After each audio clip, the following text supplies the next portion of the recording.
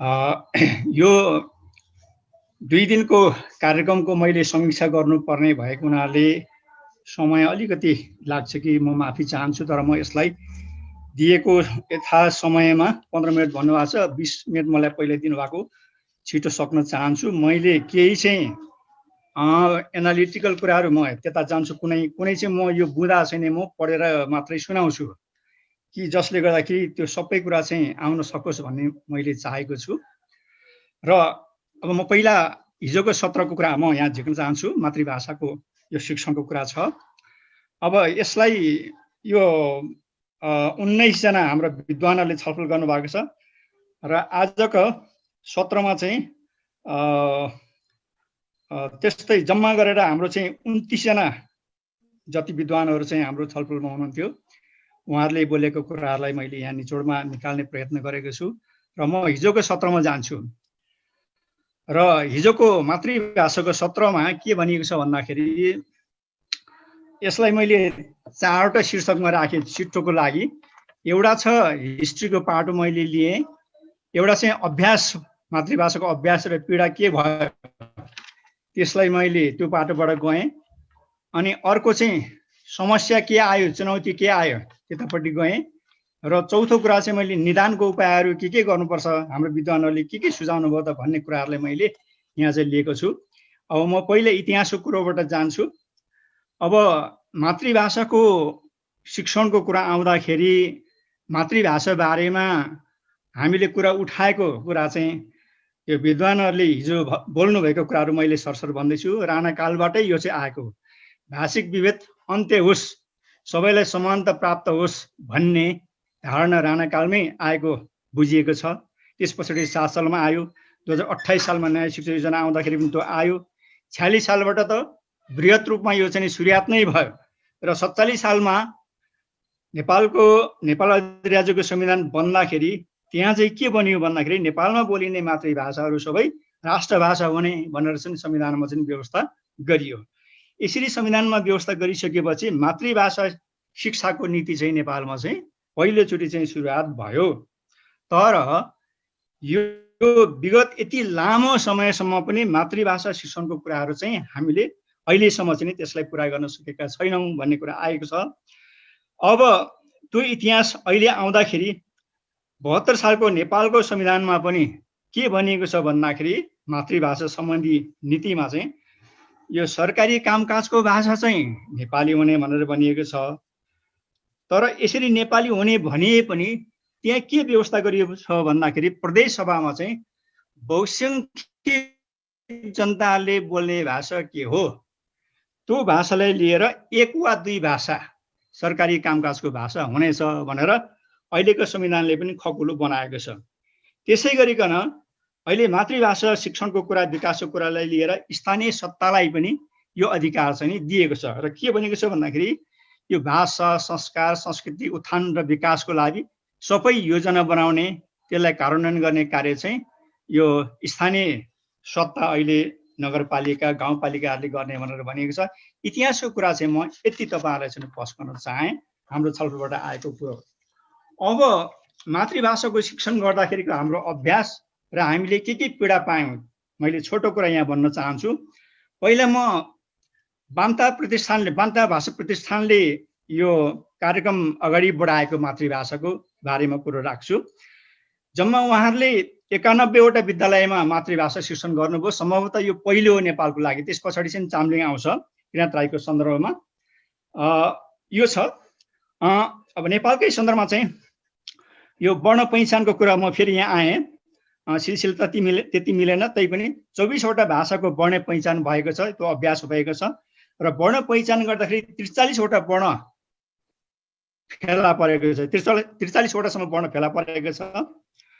र हाम्रो सिङ्गे आदिवासी जनजातिहरूमा चाहिँ मगरहरूको चाहिँ साहित्यको विकास चाहिँ निकै भएको, कथा, निबन्ध, गीत, कथा, उपन्यासहरू, नाटकहरू लेखिएको पाइएको छ। यति कुरा चाहिँ अरू आदिवासी जनजातिहरूमा चाहिँ इभन राईहरूकैमा पनि त्यति चाहिँ यो पाइएको थाहा छैन।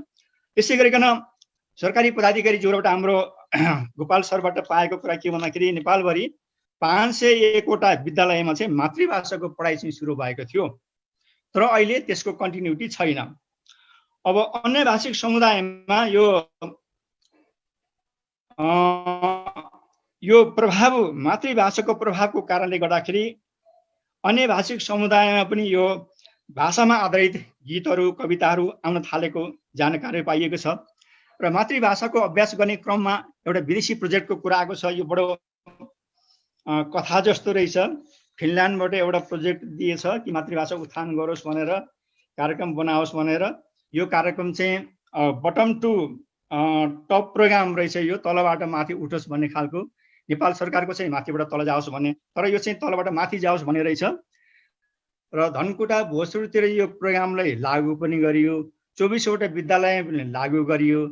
तर बजेट सिद्धिएको कारणले जब यो बजेट सिद्धियो फिनल्यान्डको, तब यो कार्यक्रम पनि फेल भयो भन्ने दृष्टिकोण आउँदाखेरि हामी चाहिँ दुखित पनि हुनु पर्यो।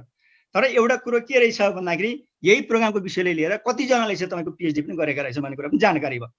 अब यो पीडाको कुरोहरू के छ भन्दाखेरि यहाँ जिमी राईको कुरा हिजो यहाँ सुन्नमा आयो। जिमी राईहरूले पीडा के भोग्नुभयो त भन्दाखेरि आदिवासीहरूले मातृभाषाको शिक्षणलाई अगाडि बढाउँदाखेरि यस्तो यस्तो पीडा भोग्नु पर्दो रहेछ।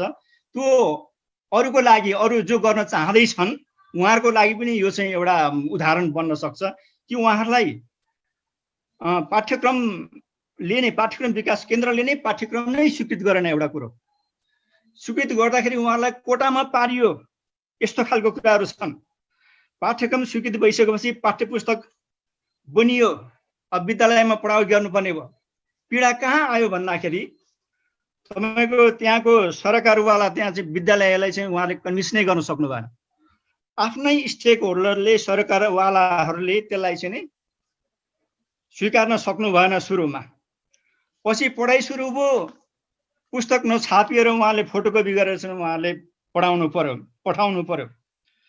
हुँदा के भयो भन्दाखेरि यो अरूको लागि पनि बडो उदाहरण बन्न सक्छ। पाठ्यपुस्तकप्रति चाहिँ सन्देह व्यक्त भयो। यो चाहिँ दुईटा समुदायमध्ये एउटा थारू समुदायमा, एउटा जिमीहरूमै देखा पर्यो। थारू समुदायमा चाहिँ पढाउँदै त्यहाँको सरकारवालाहरूले यो त हाम्रो भाषा होइन है भनेर सन्देह व्यक्त गरे। जिमी राईहरूमा चाहिँ के पर्यो भन्दाखेरि दुईटा कुरो त्यस्तै। एउटा चाहिँ तपाईँको व्याकरणको कुरा आयो, अर्को चाहिँ पाठ्यपुस्तकको कुरामा चाहिँ त्यहाँ चाहिँ बाजियो। त्यहाँ चाहिँ त्यसो भएको हुनाले सरकारवालाहरूमा विश्वास चाहिँ पैदा हुन थाल्यो। यो खालको समस्याले गर्दाखेरि चाहिँ एउटा पीडा चाहिँ भोग्नुपर्ने अवस्थाहरू आउँदो रहेछ। यस्ता पीडाहरू हामी अरूको लागि पनि त्यो उदाहरण बन्न सक्छन् भन्ने कुरा हिजोबाट देखिएको छ। यी सामान्य यो चाहिँ अभ्यास र पीडाका कुराहरू चाहिँ भए। पीडाको कुरो पान्तको पनि छ, म त समस्यामा यहाँ चाहिँ बताउँदैछु। अब हाम्रो समस्याहरू के छन् त अहिले मातृभाषा सम्बन्धी भन्दाखेरि, अब यहाँ धेरै विद्वानको कुरो चाहिँ इङ्ग्लिस नै हाम्रो चाहिँ एउटा इङ्ग्लिस भाषा लादियो भन्ने छ। एउटा कुरो त्यो कोलोनाइज्ड भयो, यो चाहिँ इङ्ग्लिस भाषाले चाहिँ हामीलाई चाहिँ यो कोलोनाइज गर्यो भन्ने छ। हुनु पनि यो चाहिँ वास्तवमा हो। अर्को हामीलाई केले गाँजो भन्दाखेरि मनोरञ्जन संस्कृतिहरूमा दृश्यात्मक कुराहरूले चाहिँ हिन्दीले गाँजेको छ। हाम्रो केटीकेटीहरू नेपालीभन्दा पनि हिन्दीमा चाहिँ लसिएका छन्। र हुँदा त यो के भयो भन्दाखेरि हाम्रो देशको यो तीनटा भाषा, हाम्रो डाक्टर विष्णु सरले पनि भन्नुभएको छ, यो तीनटा भाषा नेपाली, अङ्ग्रेजी र हाम्रो मातृभाषाको चाहिँ शीतयुद्ध चलेको छ। यो शीतयुद्धमा कान्छी भाषा चाहिँ तपाईँको अङ्ग्रेजी भए पनि त्यो चाहिँ अहिले सबभन्दा हाबी भएको छ र सबैको लागि सत्तादेखि लिएर तल चाहिँ जनस्तरसम्म यो सबैको चाहिँ प्यारो भएको छ। सबैले यसलाई बुई चढाएका छन्। यो बुई चढाउने माध्यमबाट नै हामीले हाम्रो मातृभाषालाई एक ठाउँमा चाहिँ हामीले छेकाबार लगाएका छौँ भन्ने चाहिँ निचोड चाहिँ आएको छ। र राज्यको अर्को एकल भाषी चिन्तन पनि छ। हुँदा यो के हो भन्दाखेरि अङ्ग्रेजी भाषाले चाहिँ वास्तवमा हामीलाई नेपाली भाषालाई पनि यसले चाहिँ बहिष्कार गरिसक्यो। नेपाली भाषालाई नै यसले मात गरिसक्यो। अथवा 3 करोड नेपालीहरूले बोल्ने नेपाली भाषा नै अब नेपालमा चाहिँ त्यसलाई चाहिँ अङ्ग्रेजीले चाहिँ लिइसक्यो। यो एउटा चाहिँ अवहेलना छ भने मातृभाषाको त के कुरा गर्ने भन्ने खालको चाहिँ विद्वानहरूको छलफल आएको छ। अब यहाँ यो हाम्रो संविधानले, कानुनले, सबैले यो चाहिँ शिक्षा ऐनहरूले सबैले हामीलाई चाहिँ मातृभाषाको अधिकार चाहिँ सुनिश्चित नै गरेको छ। अब संविधानमै दिएको छ, कानुनमै दिएको छ, तर कारण चाहिँ भएन भन्ने हाम्रो छलफल हो। कारण के हो त कमजोरी कसको हो भनेर भन्दाखेरि विद्वानहरूको छलफलमा के निस्क्यो भन्दाखेरि कमजोरी भनेको चाहिँ एउटा मुख्यत सरकारकै हो हैन, अर्को चाहिँ समुदायको पनि हो र अर्को चाहिँ प्रशासकको पनि हो भन्ने चाहिँ देखिएको छ। अब म भोजपुरको सन्दर्भमा जान्छु। यो समस्या पनि हो, यो पीडा पनि हो। जसरी जिमी राईले समस्या भोग्नु भयो मातृभाषा शिक्षणको सन्दर्भमा, भोजपुरमा पनि बान्ताहरूले भोगेको समस्या यही नै हो र यो समस्या हामीलाई पनि पर्छ। यो त्यहाँ के समस्या उहाँहरूले भोग्नुभयो भन्दाखेरि पढाइ सुरु भयो, 91वटा विषय हाम्रो विद्यालयमा सुरु भयो, तर शिक्षक दरबन्दी छैन।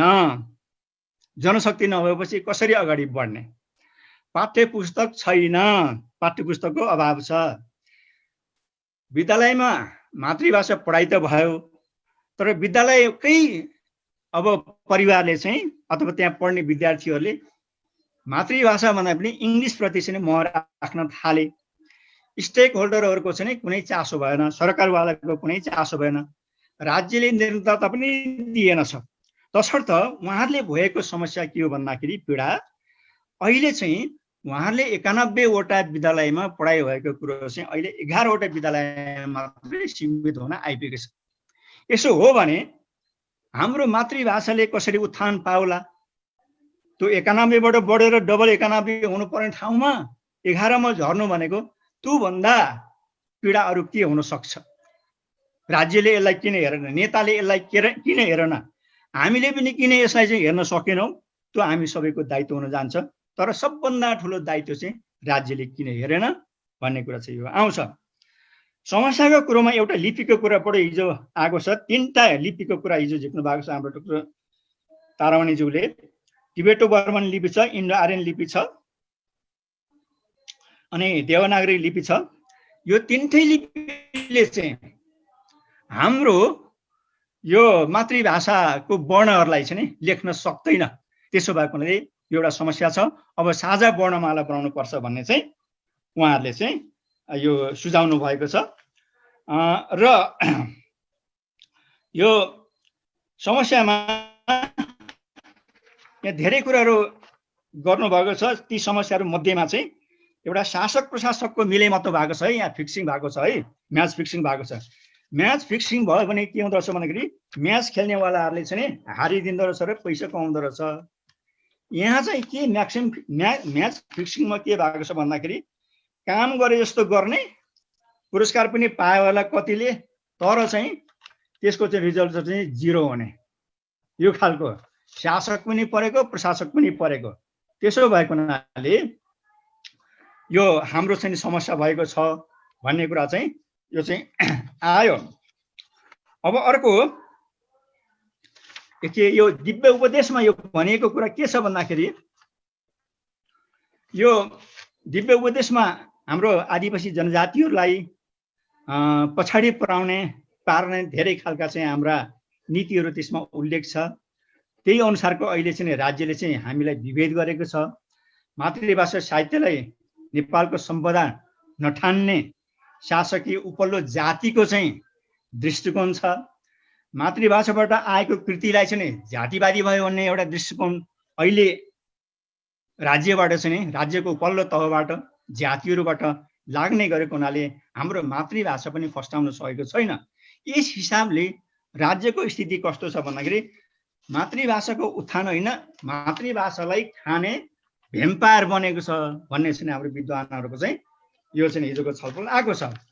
अब म जान्छु चौथो निदानको उपाय के गर्नु पर्यो भन्दाखेरि यहाँ डाक्टर साहेबहरूले नोबल किशोरले सुरुमै भन्नुभएको छ, मानिस मरेपछि बहुरिँदैन तर भाषा बहुरिन्छ है।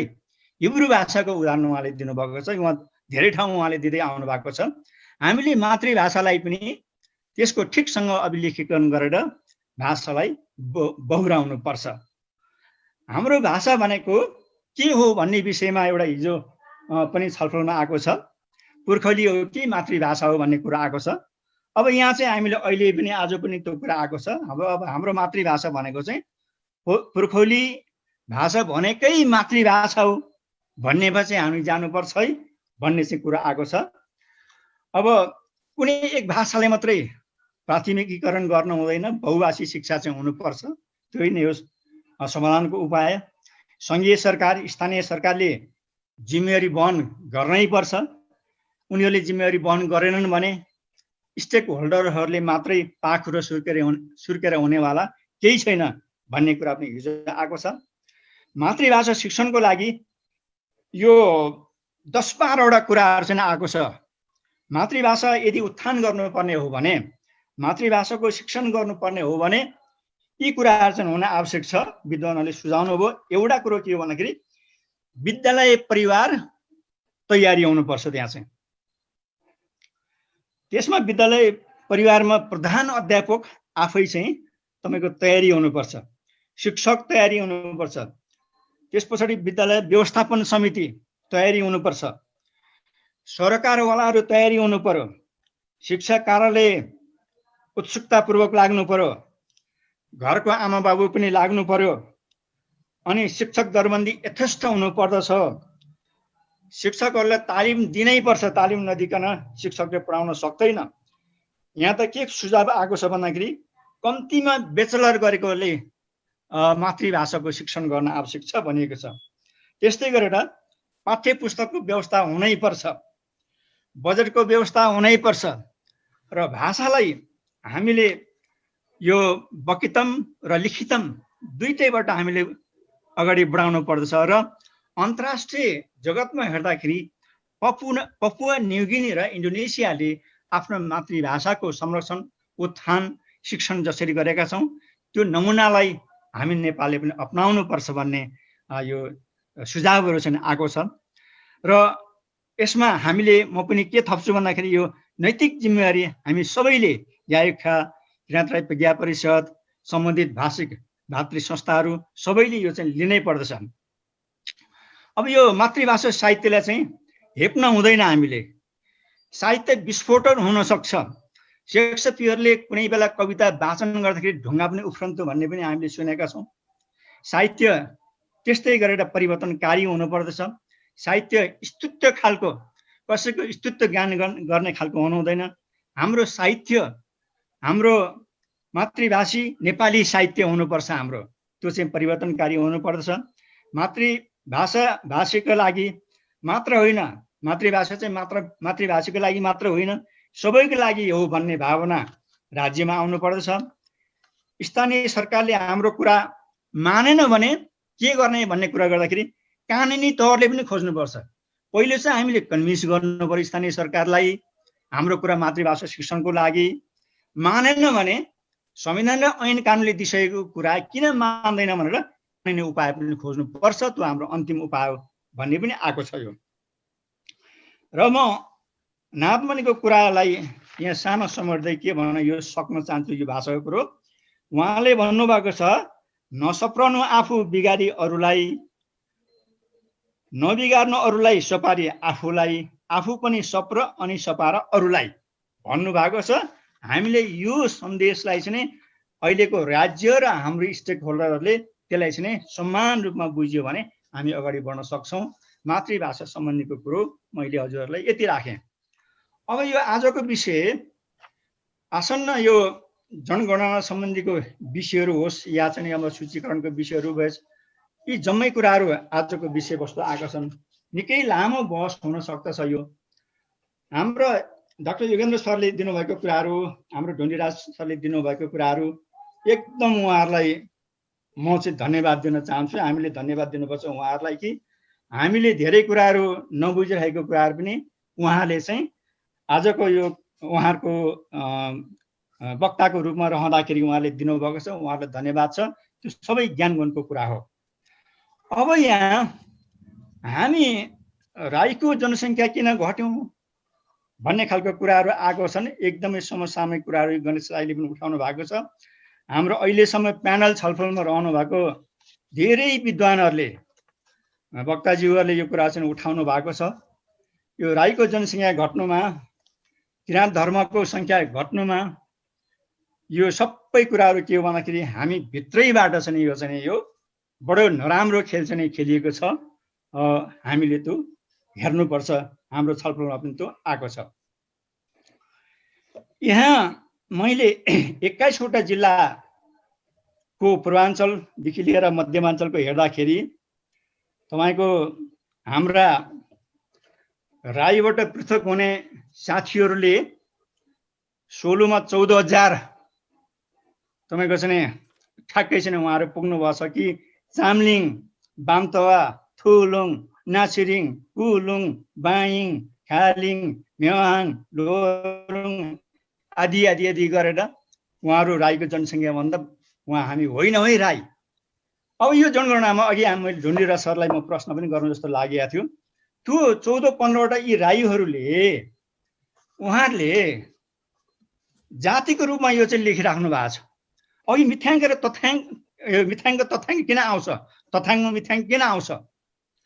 तथ्याङ्क शास्त्रले अथवा सिबिएसले लिने तथ्याङ्कमा तथ्याङ्क मात्रै लिने हो कि वास्तविक इतिहास पहिलाउने हो, त्यो कुरा चाहिँ प्रमुख हुन आउँछ।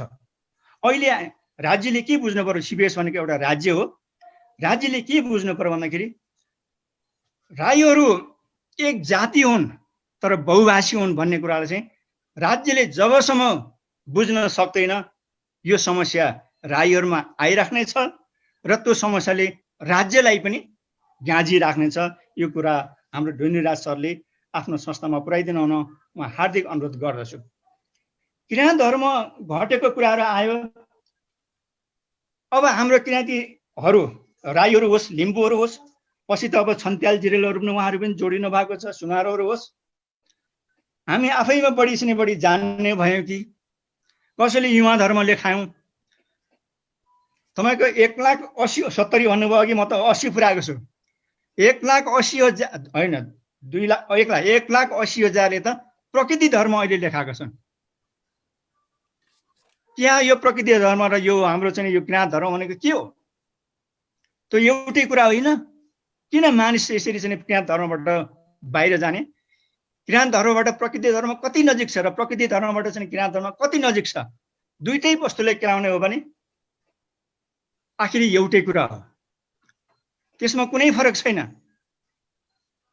त्यस कारणले गर्दाखेरि अबको स्थितिमा कसरी जानुपर्छ भन्दाखेरि हामीले विशेष गरिकन सिबिएसले पनि यो बुझिदिनुपर्छ कि प्रकृति धर्म भनेको, युवा धर्म भनेको त्यो किराँत धर्म नै हो भन्ने बुझ्नुपर्छ। हामी सबै किराँतीहरूले त्यसलाई त्यसरी नै बुझ्नुपर्छ। अहिले यो मलाई लाग्छ मेरो गाउँतिर चाहिँ अलिकति अहिले यो ओम नन्दहरू स्वर्गिक मार्गहरू रहेको हुनाले उहाँले धर्मको चाहिँ स्वर्गिक मार्ग भनेर लेख्नु भएको छ। राईले के स्वर्गिक धर्म लेख्न मिल्छ होला र? राई आउँछ स्वर्गिक मार्ग, यो पनि मिल्ने कुरा जस्तो मलाई लाग्दैन। त्यसकारणले यो जातिको कुरामा राई लेख्नुपर्छ भन्ने कुनै छैन, त्यो विवादै छैन। हामी बहुभाषी भएको हुनाले हामीले त्यो बहुभाषालाई एउटै मालामा उन्ने काम चाहिँ राईले गरेको छ। राई त एउटा हाम्रो लिग्यासी हो, एउटा यो विरासत हो। यसलाई त्यागियो भने र हामी 29 भाषी राईहरू, 28 भाषी राईहरू, 35 पनि भन्थे, छुट्टा छुट्टै यसरी हामीले जाने हो भने, जातिको रूपमा जाने हो भने भोलि हामी वनकरिया आउँछौँ। वनकरिया भएर हामीले वनको कन्दमूल खाने कि हामी 1700 वर्ष शासन गर्ने हामीहरूले अब शासकीय जाति भएर बस्ने हो, यो कुरा हामीले बुझ्न आवश्यक छ। त्यसो भएको हुनाले हामीले अब धर्मको नाउँमा हामीले किराँतै लेख्नुपर्छ, जातको रूपमा हामी राईहरूले जात राई नै लेख्नुपर्छ। अरू कुलुङ, थुलुङ, मेहाङ, लोरुङ, याम्फू आउँछन् भने त्यो चाहिँ थर लेख्नुपर्छ। त्यो भाषा पनि हो, त्यो चाहिँ थर हो भनेर लेख्नुपर्छ। यो कुरा चाहिँ हाम्रो चाहिँ यति कुरा चाहिँ हामीले चाहिँ जान सकेनौँ भने, ख्याल गर्न सकेनौँ भने हामी फेरि चाहिँ हामी वनकेरे हुन सक्छौँ। हामी चाहिँ यो चाहिँ अनि त्यहाँबाट चाहिँ हामीले राज्यले कहिले के देला, रोटी देला कि चामल कहिले देला, एक बोरा चामल कहिले देला भनेर हामीले चाहिँ भन्छौँ। हामी उफ्रिँदाखेरि उफ्रिन्छौँ भ्यागुता चाहिँ, फेरि चाहिँ सरर पानी परेर बर्खा लाग्यो भने त्यो भ्यागुतालाई बगाएर कहाँ पुर्याउँछ त्यतिखेर थाहा हुन्छ। त्यसो भएको हुनाले हामीले हाम्रो विरासत्वलाई कसैले पनि तोड्नु हुँदैन। 16 जिल्लामा तपाईँको 14,000 हामी छुट्टै जाति हौँ, राईबाट छुट्टै जाति हौँ भनेर के गर्नु? हाम्रो रहनसहन एउटै छ, पुर्खा एउटै छ, चुलामा नै एउटै हो, भाषा पो फरक हो त। अघि कुरा आइसक्यो, जाति हुनलाई धेरै कुराहरू आवश्यकता छ। हो, 14,000 जनसङ्ख्या लेखाउने सोलुका दाजुभाइहरूले भाषा भिन्न मात्रै हो, त्यो उहाँले स्वीकार्नुपर्छ। तर हाम्रो संस्कृति संस्कार फरक छैन। बिहाबरी हामी गर्न सक्छौँ। कुल्नुको घरमा म दुमीले, म चामलिङले, म साम्पाङले केटी माग्न म जान सक्छु, रक्सीको कोठा लिएर जान सक्छु। के हामी जातमा फरक हुन सक्छ? तर हामी यस्तै गरेर हामी गुरुङमा चाहिँ जान सक्दैनौँ होला, क्षेत्री बाहुनहरूमा हामी जान सक्दैनौँ होला। किन भन्दाखेरि जातिमा अलिकति फरक पर्यो होला। यो कुरा हामीले बुझ्नुपर्छ। त्यसो भएकोले बाजा भाग खोज्न जाँदाखेरि ट्याम्पू भाग हरियो भने हामीलाई ठुलो समस्या आउँछ भन्ने कुरा चाहिँ हामीले बुझ्नुपर्छ। र अहिलेको जनगणनामा हामी ज्यादै नै सतर्क भएर हामी चाहिँ अगाडि बढ्नुपर्नेछ।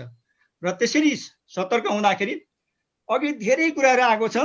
किराँत राई आयोगले CBSसँग, सेन्ट्रल ब्युरो अफ स्ट्याटिस्टिक्ससँग गर्ने पर्ने कुराहरू थुप्रै उहाँहरूले गर्नुभएको रहेछ। धन्यवाद छ तपाईँहरूलाई। यसरी नै जानुपर्छ।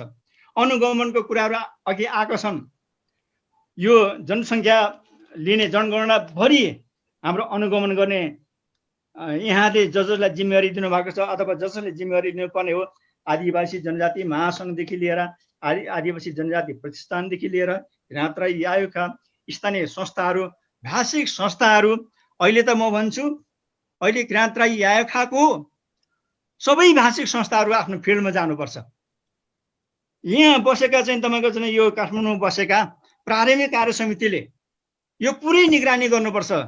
राई जाति लेखाउने बारेमा, धर्म किराँती लेखाउने बारेमा। प्रकृति होइन, यसरी गयौँ भने हामी छुट्टिन्छौँ कि सबै नै प्रकृतिपट्टि जानु पर्यो, त्यो पनि सम्भावना छैन।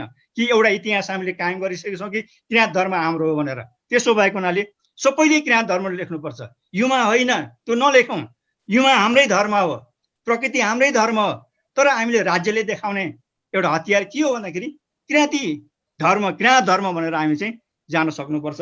यो नै हाम्रो चाहिँ राज्यसँग लड्ने एउटा चाहिँ हतियार बन्न सक्छ।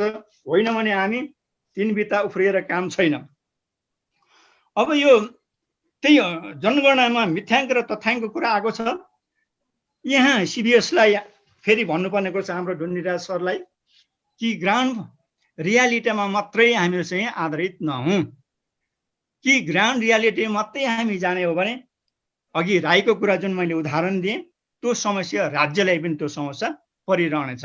त्यसो भएदेखि हामी 29वटा जाति थप्यौँ। अब जनजाति महासङ्घलाई पनि समस्या छ। यो जनजाति महासङ्घले पनि यसलाई सरोकारको रूपमा लिनुपर्छ, तर नलिएको अवस्था हो यो। कि हाम्रो जनजाति महासङ्घमा लाग्नुभएका महोदयहरूले सूचीकरण कार्यदल पनि भयो, जनजाति महासङ्घका प्रतिनिधिहरू, पूर्व प्रतिनिधिहरू लाग्नुभयो। 4वटा जातिलाई उहाँहरूले राई भाषाबाट पृथक भएर उहाँ जातिको सूचीकरण गर्नुभयो। उहाँले 21 भाषाको सूचीकरण पनि गर्नुभएको छ, भला त सबै लागू भएको छैन।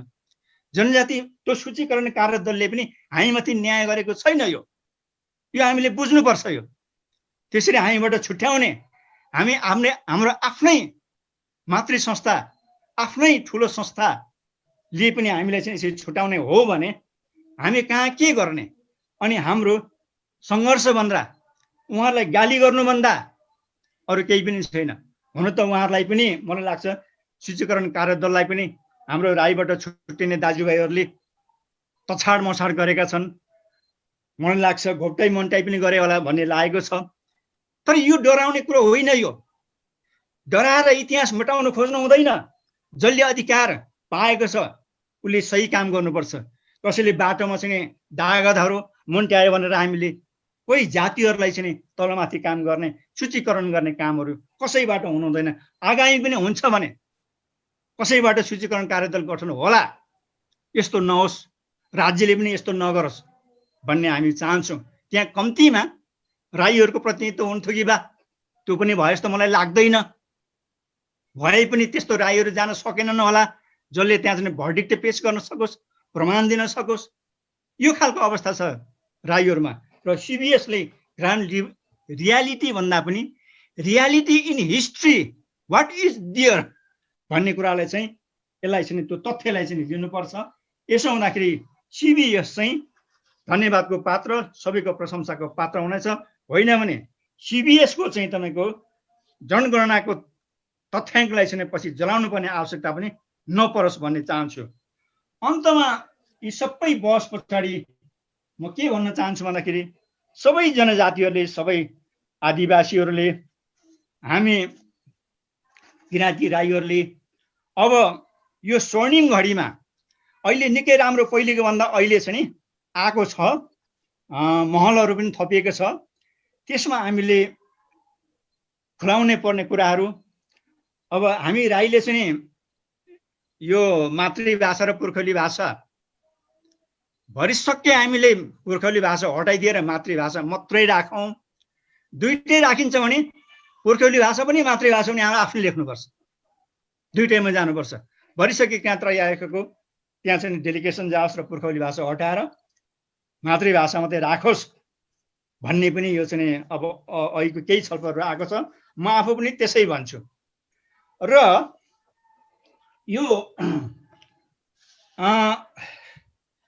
हामीले यो स्वर्णिम अवसरलाई अगाडि लिँदै जाने क्रममा चाहिँ अहिले हाम्रो पक्षमा यो जनगणनालाई पार्नको लागि हामीले जे पहिचान खोजेका छौँ त्यो पहिचानलाई समेत प्रभावित पार्नको लागि हामीले धेरै कुरासँग अगाडि बढ्दै जानुपर्छ।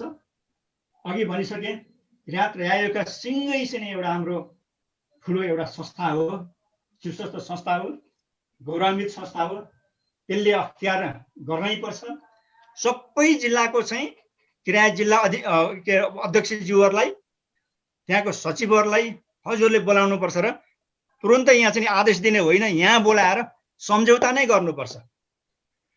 र जिल्लाका किराँतले पनि के गर्नु पर्यो भन्दाखेरि आफ्नो स्थानीय सबै प्राथमिक कमिटीहरूलाई बोलाएर उहाँहरूले आदेश निर्देशन नै गर्नुपर्छ कि यो गर्ने त्यो गर्ने भनेर।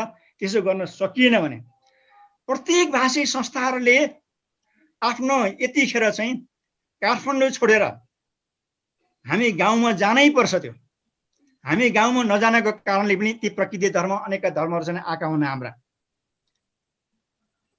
त्यो हुनु पर्यो। र यो ठुलो कर्ममा जानको लागि यो के अरे स्याल मार्न जाँदाखेरि बाघको खजाना जुटाउने भन्छ नि, त्यो हैसियतमा चाहिँ अगाडि हामीले बढ्न सक्नुपर्छ। र जति प्रश्न अहिले उठेका छन्, हाम्रो ढुण्डिराज सर सँगैमा हुनुहुन्छ, आज उठेका प्रश्नहरूलाई म पनि भन्छु हाम्रो सरकारवालाले उठाउनु भयो, वक्ताज्यूहरूले उठाउनु भएको छ। ती प्रश्नलाई सरसर्ती हाम्रो CBSका प्रतिनिधिज्यूले, निर्देशकज्यूले त्यसलाई टिप्पण गरेर CBSमा लगेर उहाँले छलफलको विषय बनाएर हामीले के चाहेका छौँ, आदिवासी जनजातिले के चाहेका छन् भन्ने कुरा चाहिँ यहाँले पनि भनिदिनुपर्छ। अघि छन्त्याल सरले भन्नुभएको छ यो प्रकृति धर्मको कुराहरू, किराँत धर्मको कुराहरू, यो सबै कुराहरू चाहिँ यो चाहिँ एउटा कुरामा आउनुपर्छ। यो अनेक त्यो ध्वजा फाटिएर काम छैन भन्नुभएको छ। सबैको यो विचार एउटै हो। त्यो त्यस कारणले अब मिथ्याङ्क होइन, गुड तथ्याङ्क आओस्, जसले चाहिँ आदिवासी जनजातिको हित पनि त्यसले गर्न सकोस्, राज्यले पनि गौरव गर्न सकोस्। यति कुरामा हामी बढ्न सक्यौँ भने बल्ल हाम्रो चाहिँ राज्यप्रति चाहिँ हाम्रो चाहिँ माया पलाउँछ। होइन भने राज्यले सधैँ गाली गर्नुपर्ने स्थिति पनि आउँछ। यो कुरा हाम्रो विद्वानहरूको छलफलबाट निस्केको कुरा मैले पेश गरेँ। कतिपय कुराहरू मैले पेश गर्न सकिनँ होला, वक्ताज्यूहरूले भन्नुभएको कुरा मैले यतिमा चाहिँ सरस्वती ढालेँ। समय पनि छैन, धेरै पनि भयो होला, माफी पनि चाहन्छु। हस्त धन्यवाद। फेरि पनि उठ्दै गरौँ। मलाई यो समय दिनुभएको हुनाले किराँत राई प्रज्ञा परिषद सम्पूर्ण टिमलाई चाहिँ म हार्दिक धन्यवाद दिन चाहन्छु। नमस्कार।